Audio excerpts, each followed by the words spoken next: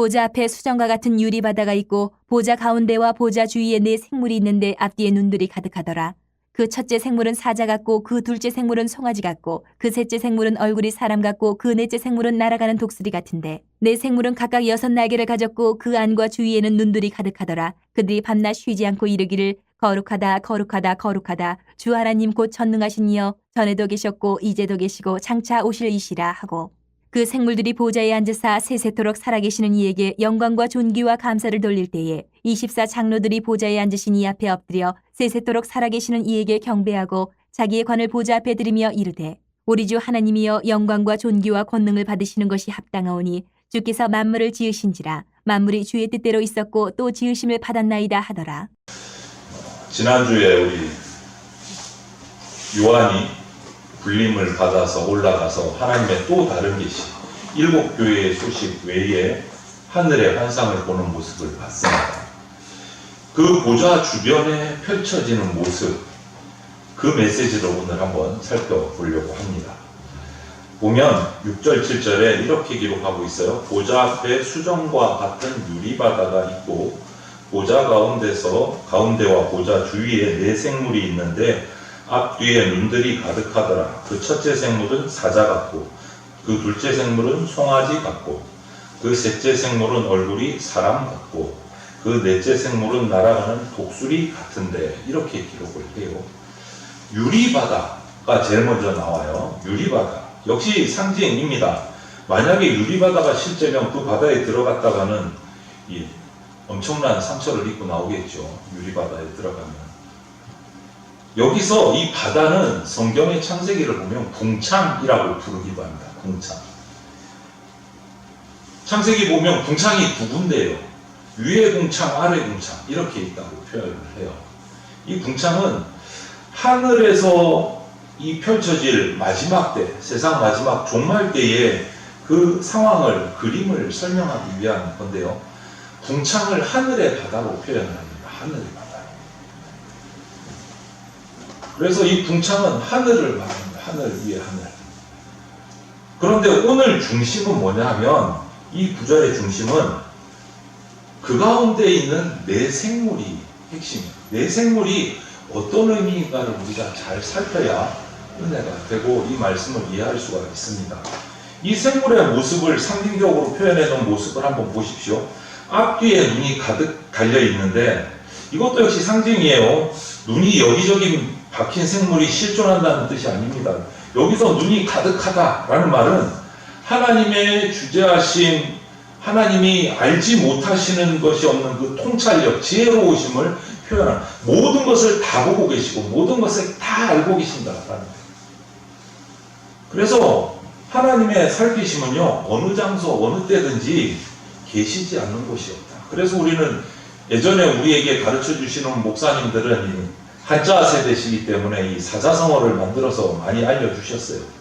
무소, 부재, 안 계신 곳이 없고 전지, 전능, 모든 것을 알고 계시고 모든 능력이 다 계신 분. 이런 식으로 그것을 그림으로 표현해 놓은 거예요. 안 계신 곳이 없고 다 알고 계시고 다 할 수 있는 능력을 가지고 계신 하나님. 이 네 생물이 그런데 모양을 표현하기를 사자, 송아지, 사람, 그리고 마지막으로 독수리라고가 아니고 독수리 같고 라고 했다는 것을 기억을 해야 돼요. 사람 같고, 송아지 같고, 독수리 같고, 사자 같고. 송아지가 아니라는 거예요. 같다라는 거예요. 상징이에요. 상징, 묘사. 그럼 이 네 생물을 이렇게 송아지 같고, 사자 같고, 사람 같고, 독수리 같다. 도대체 무슨 의미를 가지고 이렇게 표현을 하셨을까? 그것을 알기 위해서는 이 요한계시록은 신약의 끝이에요. 그런데 구약에서 이것을 또 얘기하고 있는 말씀이 있어요. 계시하고 있는. 그래서 성경은 성경으로 풀어가는 게 서로 앞뒤가 맞아야 됩니다. 안 그러면 문제가 있는 거죠. 구약에 가면 에스겔 역시 예언서, 선지서이자 예언서라고 불리는 에스겔이 있는데 에스겔 1장 4절에 가면 길게 설명을 해요. 제가 빨리 읽어드릴게요. 내가 보니 북쪽에서부터 폭풍과 큰 구름이 오는데 그 속에서 불이 번쩍번쩍하여 빛이 그 사방에 비치며 그 불 가운데 단 쇠 같은 것이 나타나 보이고 그 속에서 뭐가요? 내 생물의 형상이 나타나는데 똑같은 말이 나와요. 제가 또 읽습니다. 그들의 모양이 이러하니 그들에게 사람의 형상이 있더라. 그들에게 각각 내 얼굴과 내 날개가 있고 그들의 다리는 고든 다리요 그들의 발바닥은 송아지 발바닥 같고 광냉 구리같이 빛나며 그 사방 날개 밑에는 각각 사람의 손이 있더라. 그리고 넘어가서 이게 다가 아니에요. 계속 이어져요. 그 네 생물의 얼굴과 날개가 이러하니 날개는 다 서로 연하였으며 갈 때에는 돌이키지 아니하고 일제히 앞으로 곱게 행하며 그 얼굴의 모양은 넷의 앞은 뭐라고요? 사람의 얼굴이요. 넷의 오른쪽은 사자의 얼굴이요. 넷의 왼쪽은 소의 얼굴이요. 넷의 뒤쪽은 독수리의 얼굴이니 그 얼굴은 그러하며 그 날개는 들어 펴서 각각 둘씩 서로 연하였고 그 둘은 몸을 가렸으며 이렇게 에스겔을 환상을 본 것을 적어놨어요. 하늘의 환상을 본 것을 적어놨어요. 여러분 에스겔이 적은 거하고 요한이 적은 거하고 뭔가 같은 것을 보고 적은 것 같죠. 쓰는 스타일에 따라서 약간 차이는 있지만 뭔가 같은 것을 봤어요. 환상을 같은 것을 본 거예요.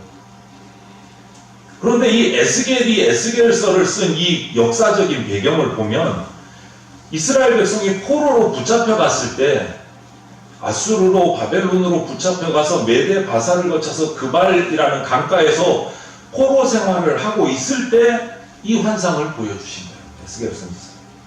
아주 힘들게 생활하고 있을 때. 요한계시록은 또 어떤 역사적 배경이라고 말씀드렸습니까? 로마 식민지 치하에서 목숨을 걸고 믿음을 지키고 짐승의 밥이 되고 십자가에 못 박혀서 화형을 당하던 그 정말 어려운 시기에 요한계시록을 주셨어요.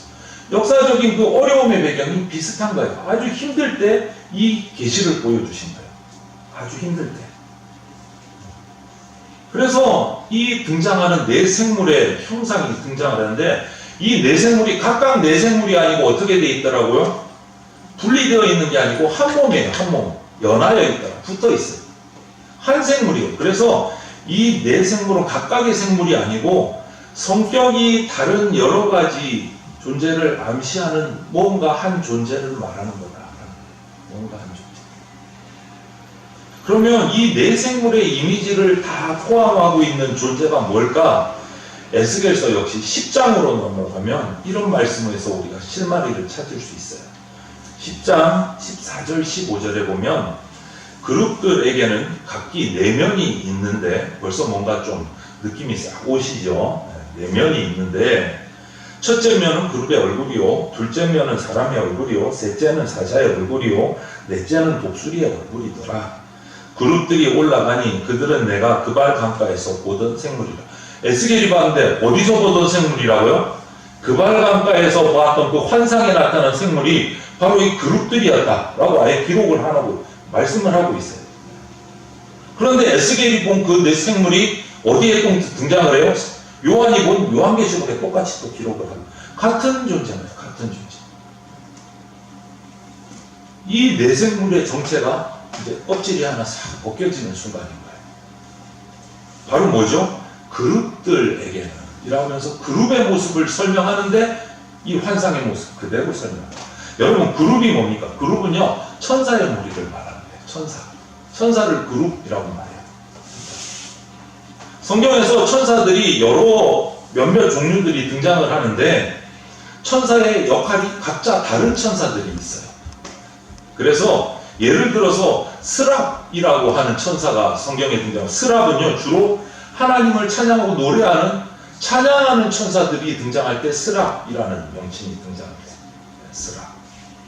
그러면 오늘 등장하는 그룹은 어떤 천사들이냐? 친위대, 하나님의 성부, 성자, 성령, 하나님의 친위대 성격을 가진 이 힘을 가진 천사들을 그룹이라고 표현해요. 성경은. 그룹. 그래서 하나님의 손과 발과 같은 거예요. 하나님이 하시고자 하는 일을 수행하는 천사들이에요. 그래서 아까 읽은 1장 8절에도 그 생물 날개 밑에 뭐가 있다고요? 손이 있다. 손이 나옵니다. 하나님의 일을 수행하는 천사들. 심부름꾼들인 거예요. 심부름. 그리고 요한계시록, 오늘 요한계시록으로 돌아와서 요한계시록에 나오는 생물과 같은 존재다라는 것을 우리가 깨닫게 돼요. 요한에게 보여준, 하나님이 보여주신 이 네 생물은 바로 하나님의 친위대와 같은 그런 천사들의 그룹이라는 천사의 존재. 이것을 보다 자세히 설명하려면 우리가 아까 나온 네 생물의 설명을 한번 보면 이들이 어떤 모습을, 어떤 일을 하는가, 어떤 의미를 가진가를 알 수가 있어요. 성경 전체에서 이 네 생물을 살펴보면 어떤 특징이 있는가를 보면 첫 번째 뭐라고 했죠? 사자 같고 그랬어요. 사자 같고. 사자는 뭐죠? 백수의 왕입니다. 백수의 왕. 사자는. 예를 들면 이스라엘 백성이 출애굽하던 그때에 추격해오는 그 애국 군대를 홍해에서 하나님께서 다 전멸시키셨어요. 수장을 시켜버리셨어요. 그때 말씀을 살펴보면 이 여호와 하나님을 가리켜서 힘센 사자 같다 이렇게 표현했어요. 힘센 사자 같다. 이건 뭡니까? 하나님이 사자라는 뜻은 아니잖아요. 하나님께 있는 속성 중에 전능하신 것, 그것을 드러내는 표현입니다. 전능하시라는, 능력이 무한하시라는. 그런데 그 능력이 어디에게 지금 위임되어 있다고요? 이 그룹이라는 천사에게 위임이 되어 있습니다. 하나님의 능력이. 그리고 두 번째는 뭐죠? 송아지. 송아지는 성경 전체에서 소나 송아지가 등장하는 때는 인간을 섬기고 인간을 위해서 희생하는 짐승으로 나타나요. 뭐죠? 농사 지을 때 힘도 제공하고 또 하나님께 제사 드릴 때 제물이 되어주고, 이것이 송아지란 말이에요. 송아지. 우리를 위해서 섬기고 희생하는 사역이 누구에게 주었다? 이 그룹 천사들에게 주어졌다. 송아지가. 그럼 세 번째는 뭐죠? 사람이죠. 사람은 하나님이 창조하신 피조물, 피조세계 가운데 가장 지혜로운 존재가 바로 인간입니다. 그죠? 그래서 하나님께서 직접 흙으로 빚으셔서 만드신 유일한 존재가 우리 사람이에요. 그리고 우리에게 주신 문화명령이 뭐죠? 창세기에 하나님이 창조하신 이 만물을 정복하고 다스리라, 이렇게 명령을 주셨어요. 그만큼 지혜도 주신 거예요. 다스림의 능력, 충만함도 주시고 필요한 지혜를 준 유일한 존재가 사람인데, 이 하나님의 지혜를 전달하는 막중한 심부름꾼인 그룹 천사에게 그런 인간의 모습을 주셨다. 그리고 마지막으로 어떤 모습이 나오죠? 독수리 같다, 이렇게 말했어요. 독수리의 모습이 나와요. 독수리는요, 성경에서 아주 탁월한 존재, 정말 힘이 있는 존재, 이런 존재를 등장할 때 독수리가 종종 등장을 합니다. 이것이 독수리의 모습이 초월하는 존재. 그 능력이, 그 모습이 천사에게도 주어졌다. 이 그룹 천사들에게. 이 네 생물의 이런 모습과 같은 존재, 사자, 송아지, 사람, 독수리의 속성을 지닌 하나님의 친위대 천사가 바로 그룹이다. 이들은 하나님의 임무를 위탁받아서 하나님의 손과 발이 되어서 이 세상에서 수행하는 임무를 가진 존재들이에요. 그럼 이 네 생물의 활동을 한번 보면 12절, 14절까지 보면 이렇게 하고 있어요. 영이 어떤 쪽으로 가면 그 생물들도 그대로 가되 돌이키지 아니하고 일제히 앞으로 곧게 행하며, 또 생물들의 모양은 타는 숯불과 횃불 모양 같은데 그 불이 그 생물 사이에 오르락 내리락 하며 그 불은 광채가 있고 그 가운데서는 번개가 나며 그 생물들은 번개 모양같이 왕래하더라. 이렇게 네 생물이 어떻게 활동하는지를 보여줘요. 그런데 아주 분주하게 움직여요. 막 불도 나고 횃불 모양도 나오고 번개가 오락가락 하는 것 같고 뭐 번쩍번쩍하고, 상상을 해보면 정신이 하나도 없어요. 그런데 일관성이 있는 게 딱 하나 있어요. 가는 방향이 누구를 따라간다고요? 그러면 아주 쉬워져요. 뭐 화려하고 번쩍번쩍 번개가 치고 뭐 그냥 난리 법석인 것 같은데 일관성. 영이 어떤 쪽으로 가면 그 생물도 그대로 가되, 이렇게 돼 있어요. 뭐죠? 성령이 가는 대로 이들은 반드시 성령을 따라 간다는 거예요. 자기 마음대로 안 움직인다. 뭐 번개가 치고 불이 번쩍번쩍하고 막 무서울 것 같은데 성령을 따라간다. 다른 데로 절대 가지 않고 성령을 따라간다. 영을 따라간다. 하나님의 영을 따라간다. 독자적으로 자기 생각대로 활동하지 않고 반드시 하나님께서 움직이시는 곳을 향해서 그들도 함께 움직인다. 그게 핵심이에요. 에스겔도 그 장면을 봤어요. 이 요한만 본 게 아니고 에스겔도 본 거예요. 똑같이 딱 맞아떨어져요. 에스겔도 에스겔서 1장 15절부터 20절을 보면 똑같은 말을 해요.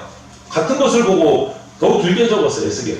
내가 그 생물들을 보니 그 생물들 곁에는 땅 위에 있는 바퀴가 있는데 그 내 얼굴을 따라 하나씩 있고 그 바퀴의 모양과 구조는 황옥같이 보이는데 그 넷은 똑같은 모양을 가지고 있으며 그들의 모양과 구조는 바퀴 안에 바퀴가 있는 것 같으며 그들이 갈 때는 사방으로 향한 대로 돌이키지 아니하고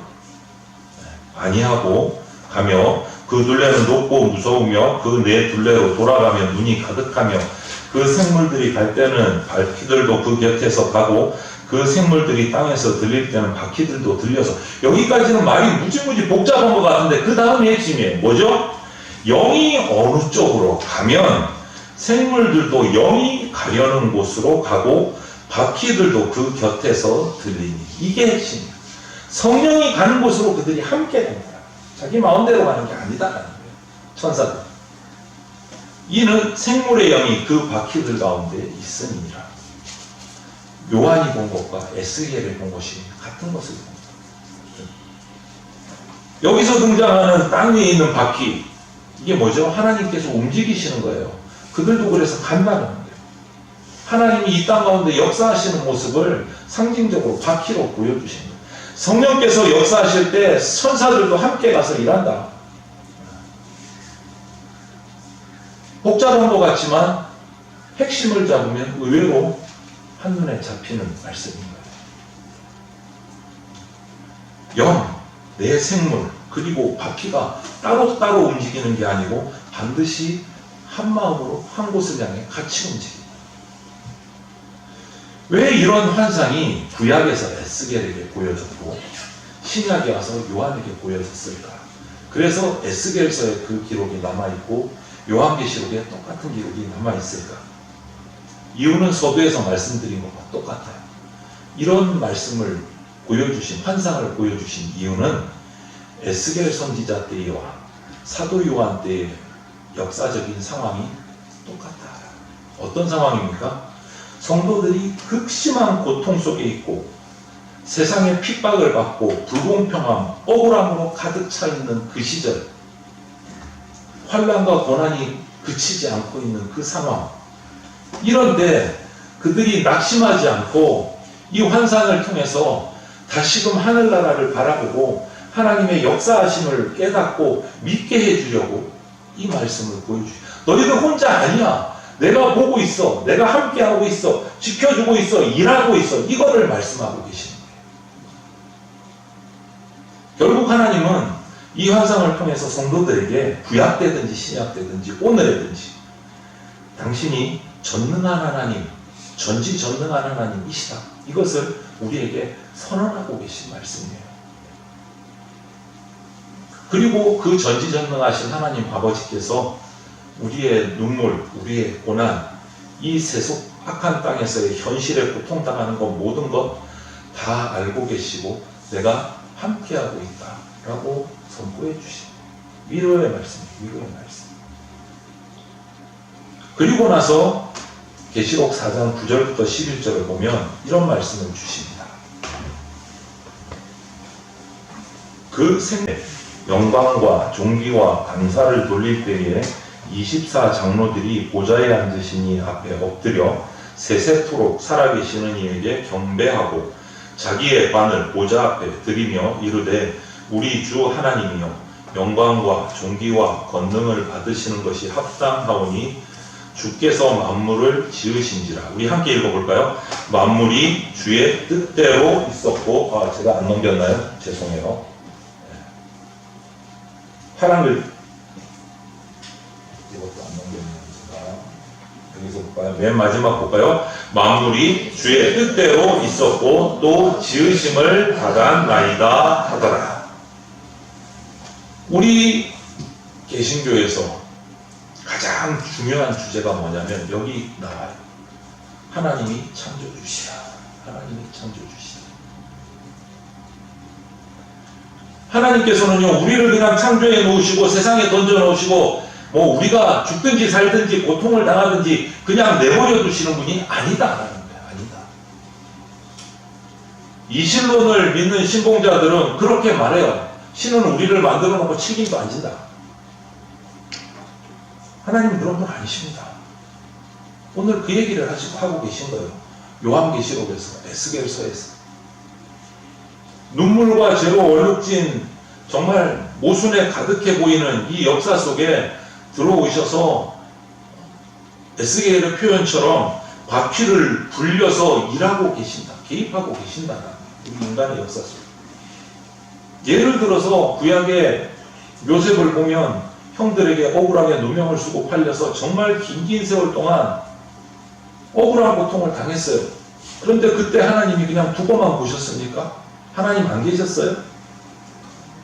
요셉의 역사를 보면 그가 팔려갈 때도 애국으로 또 억울한 누명을 쓰고 감옥에 갇혔을 때도 하나님은 동행하고 일하고 계셨어요. 요셉 옆에서. 그런데 그 당시에는 요셉은 하나님이 보이지 않는 시간이었어요. 하나님이 보이지 않는 시간. 하지만 세월이 다 지나고 요셉이 총리가 되고 7년 풍년, 7년 흉년이 들고 나서 그 흉년당한 가족들을 다 애국으로 불러들이고 나서 그리고 나서 보니까 깨달아지는 거예요. 내가 억울하게 형들에게 팔린 것부터 지금 총리가 되고 흉년 가운데 우리 가족들을 다시 애국으로 불려서 살려드리는 이 모든 것을 딱 한눈에 보고 나니까 눈이 번쩍 뜨인 거예요. 아, 이게 그냥 있는 게 아니고 하나님이 큰 설계도를 그리시고 나를 미리 애국으로 보내셨구나. 그래서 형들이 두려워할 때 뭐라고 얘기합니까? 하나님이 나를 미리 이곳에 보내셨습니다. 두려워하지 마십시오. 이렇게 얘기하는 장면이 성경에 나온다. 하지만 당시에는 요셉도 몰랐어요. 하지만 하나님의 거대한 역사의 퍼즐이 하나하나 짝을 맞춰 들어가서 마지막 순간이 되는 순간에 무릎을 탁 치는 거야. 아, 이것이 하나님의 지혜다. 하나님의 지혜. 하나님은 그렇게 역사하십니다. 그래서 이런 사실들을 사도 바울도 뒤늦게 깨달은 거예요. 사역을 하다가. 그래서 사도 바울이 로마서에서 이런 고백을 한 적이 있어요. 사도 바울. 정말 어떻게 보면 숨 쉴 수 없이 기가 막혀서 너무 벅차서 이런 고백을 한 거예요. 깊도다 하나님의 지혜와 지식에 풍성하며 그의 판단은 헤아리지 못할 것이며 그의 길은 찾지 못할 것이로다. 누가 주의 마음을 알겠느냐? 누가 그의 모사가 되었느냐? 누가 주께 먼저 드려 갚으심을 받겠느냐? 이는 만물이 주에게서 나오고 주로 말미암고 주에게로 돌아갑니다. 그에게 영광이 세세에 있을지어다. 아멘. 시작과 과정과 마지막 전부 다 누구 가운데 역사하신다고요? 주님께로부터 나와서 주님께로 돌아간다. 바울도 그걸 깨달은 거예요. 이 바울의 감격이 바로 오늘 요한계시록의 환상의 초점, 핵심이에요. 오늘 설교 말씀의 제목이에요. 만물이 주의 뜻대로. 여러분, 눈물로 억지를 얼룩진 환난, 고난 속에서 그 당시 톱으로 목베임을 당하고 맹수의 사냥감으로 던져져 죽는 그 그리스도인들이 매일매일 생기는 그 로마 기독교 핍박의 시기에 이 역사의 마지막을 요한계시록을 통해서 하나님께서 선언하시고 보여주시는 거예요. 마지막에 어떻게 될 건지.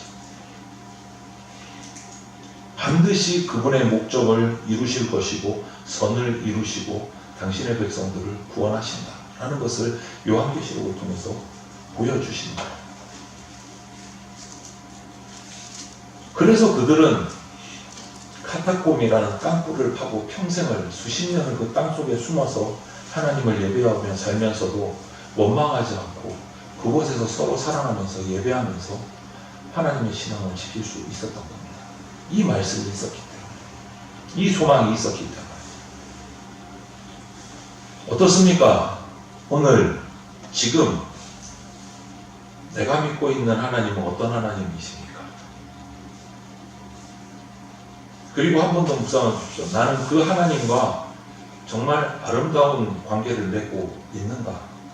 그렇습니까? 여러분 어떠십니까? 그러면 그런 하나님께 나는 어떤 반응을 보여드려야 될까? 에스겔처럼, 사도 요한처럼, 사도 바울처럼 이런 벅찬 감격의 고백을 내가 지금 하나님께 드리고 있는가?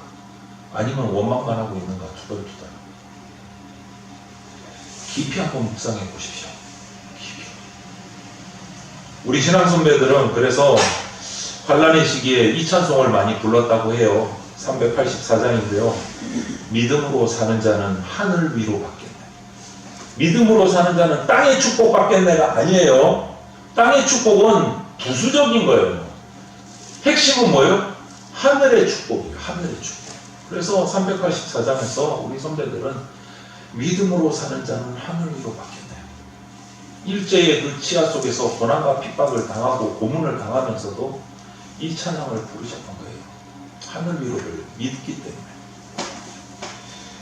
이 위로가 오늘 이 시간에도 하늘 보좌로부터 우리의 정수리를 타고 내려오는 삶으로 우리 가운데 내려오고 있습니다.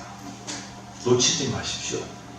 보좌 위에 계신 하나님, 그 높고 위대하심이 얼마나 크신지, 만물이 주님 뜻대로 창조되고 운행되고 있다라는 것을 깨달으시고, 오늘 본문에 등장하는, 환상에 등장하는 하나님 보좌 주변에 있는 네 생물과 그 뒤에 찬양하며 나오는 24장로들처럼 저와 여러분이 오직 하나님만 찬양과 경배로 영광 돌리는 그런 하나님의 백성으로 살아가시기를, 하늘의 위로를 받으시는 복된 성도들이 되시기를 주님의 이름으로 축원을 드립니다. 아멘. 함께 기도드리겠습니다. 사랑이 많으신 하나님 감사합니다. 오늘도 환상의 말씀을 우리에게 주셨습니다. 사도 요한에게 보여주시고 또 그 이전에 저게 에스겔 선지자에게도 보내주셨던 그 말씀, 그 환상의 보좌의 모습들을 오늘 우리가 봅니다. 그 환상의 모습들이 우리에게 어떤 의미가 되는지 오늘 우리가 깊이 새기게 하여 주시옵소서. 죄악으로 가득 찬 세상, 핍박받고 어려움을 당하는 세상 가운데 마지막 때 하늘의 위로를 약속하시는 하나님의 이 환상의 말씀을 우리가 기억하고 주의 말씀으로 바로 서고 세상의 어두움과 사탄의 계략 가운데 싸워 승리하는 삶을 살아가게 하여 주시옵소서. 주의 위로가 하늘로부터 흘러내려고 있음을 믿고 그 위로함을 받고 복된 삶을 살아가게 하여 주시옵소서. 감사드리며 모든 말씀을 예수 그리스도의 이름으로 기도드립니다. 아멘.